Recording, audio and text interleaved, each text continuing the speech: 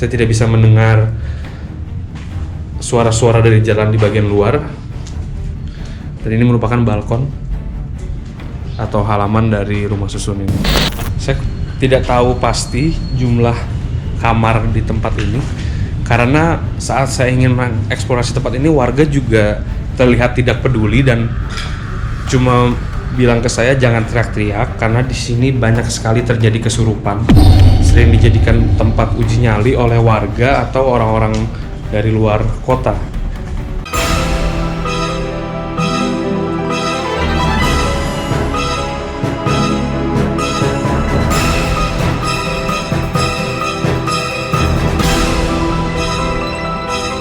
Seperti kita pemirsa, ini merupakan kamar-kamar dari rumah susun. Temboknya memang berwarna-warni, ada yang oranye, ada yang hijau, dan sepertinya bentuknya semua sama persis dengan balkon di bagian luar. Saya akan mencoba ke bagian balkon. Saat saya pertama kali masuk ke ruangan ini, suasananya langsung berbeda pemirsa. Seketika hening, saya tidak bisa mendengar suara-suara dari jalan di bagian luar. Dan ini merupakan balkon atau halaman dari rumah susun ini. Saya tidak tahu pasti jumlah kamar di tempat ini, karena saat saya ingin mengeksplorasi tempat ini, warga juga terlihat tidak peduli dan cuma bilang ke saya jangan teriak-teriak karena di sini banyak sekali terjadi kesurupan. Sering dijadikan tempat uji nyali oleh warga atau orang-orang dari luar kota. Makanya pada saat saya masuk, warga juga mengizinkan saja asal jangan berisik dan mengganggu ketenangan warga.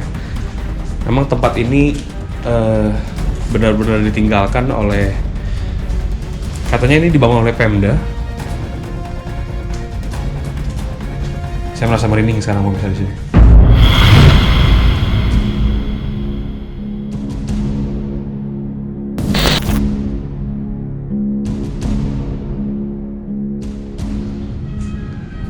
Saya mendengar suara di bagian atas tadi.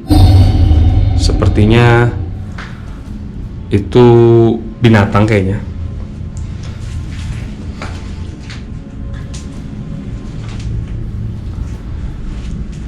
Saya tidak ingin berlama-lama di toilet ini karena perasaan saya sangat tidak enak di sini.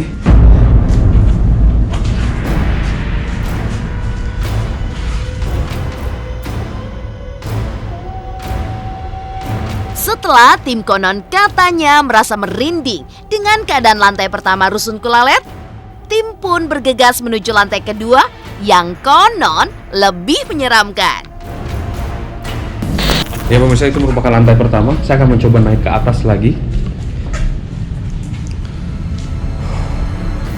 Suasananya benar-benar nggak enak pemirsa di sini. Saya rasanya tidak ingin berlama-lama di sini. Dan kabarnya ada, kita lihat pemirsa. Perda tahun 1995. Memang sepertinya rumah susun ini katanya sudah dibangun dari tahun 1980. Saya merasakan berat di bagian punggung sekarang pemirsa.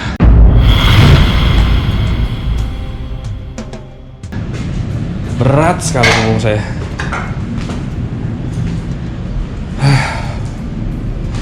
Nah, di sini masih ada pintu pemirsa. Berbeda dengan di lantai bawah.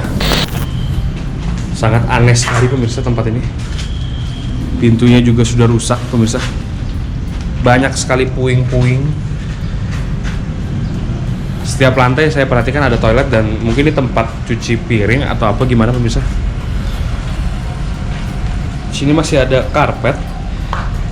Seolah-olah tempat ini ditinggalkan cepat-cepat oleh pemiliknya karena masih banyak perabotan-perabotan yang ditinggal.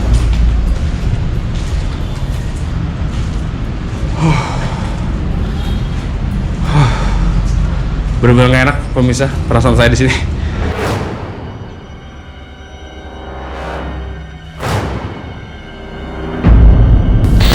Tidak heran bahwa tempat ini sering dijadikan lokasi uji nyali dan warga sudah Pemirsa, seperti yang saya tengah sudah gemeter.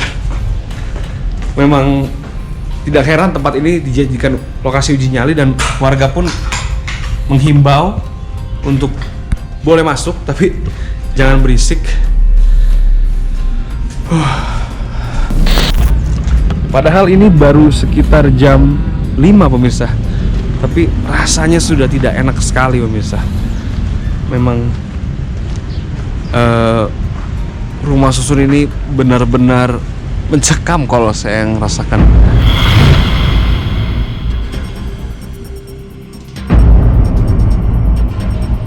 Dari hasil penelusuran yang lebih mendalam mengenai rusun di Bale Endah, aura negatif memanglah ada pada saat tim menginjakan kaki ke gedung tersebut.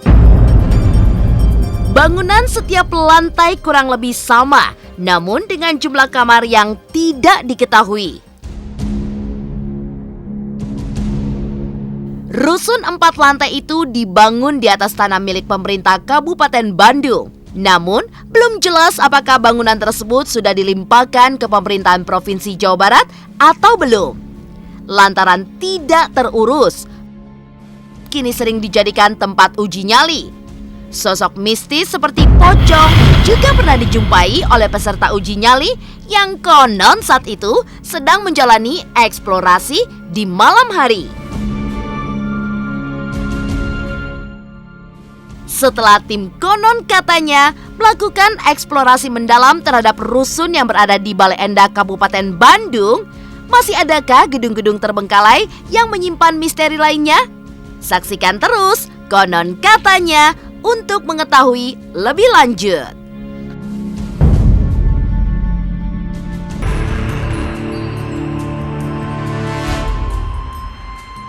Setelah tim konon katanya melakukan ekspedisi ke beberapa gedung terbengkalai, rasa penasaran makinlah menguat.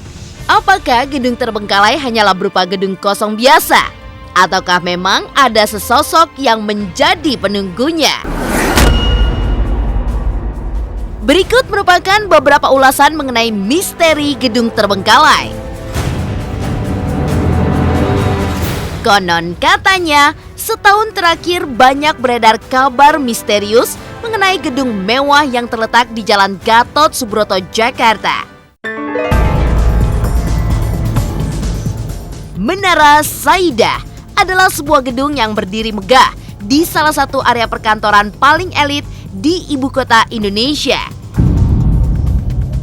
Namun kontras dengan kemegahan bangunan dan lingkungannya, kisah seram merebak dari gedung yang diresmikan pada tahun 2001 ini.